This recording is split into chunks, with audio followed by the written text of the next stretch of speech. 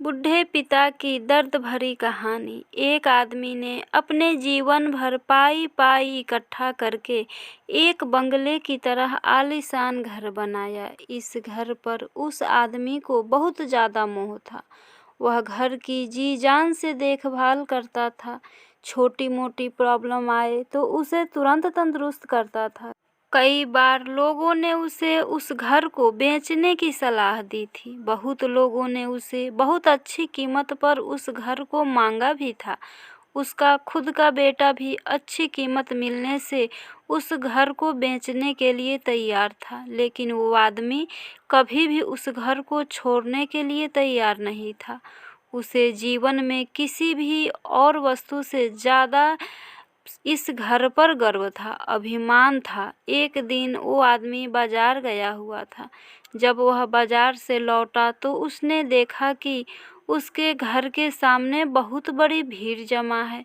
वह दौड़ते हुए आया तो उसे बहुत बड़ा आघात लगा, क्योंकि उसके घर में आग लग चुकी थी। अपने सबसे प्यारे घर को ऐसे आग में जलते हुए देखकर वह अधमरा सा हो गया। उसे समझ में नहीं आ रहा था कि वह क्या करे। उसने निर्णय लिया कि अगर उसका घर नहीं रहेगा तो वह भी नहीं रहेगा। वह भी उसी जलते हुए घर में अपनी जान दे देगा। अपने दुख में जब वो आदमी जलते हुए घर में जाकर अपनी जान देने गया, तब वहाँ तमाशा देख रहे लोगों में से एक ने उसे रोक लिया और उसे कहा कि क्यों बेवजह अपनी जान देना चाहते हो, क्योंकि अब यह घर तुम्हारा नहीं है। एक दिन पहले ही तुम्हारे बेटे ने इस घर का सौदा किसी के साथ कर दिया था। जैसे ही उस आदमी को इस बात का पता चला, उसका सारा दुख खत्म हो गया।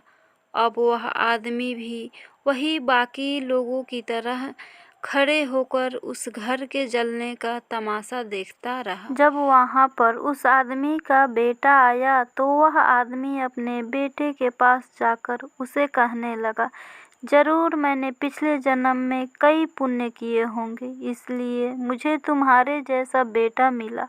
अगर तुमने इस घर को सही समय पर बेच नहीं दिया होता तो आज मेरी जान चली जाती।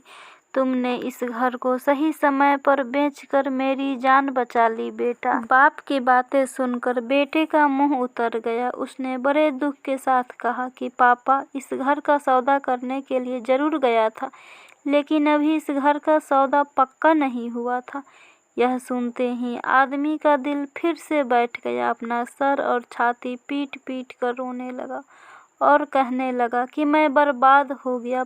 पहले किसी और का घर जल गया यह जानकर जो उसे खुशी हुई थी, वह अब उसका घर है यह जानकर दुख में बदल गई।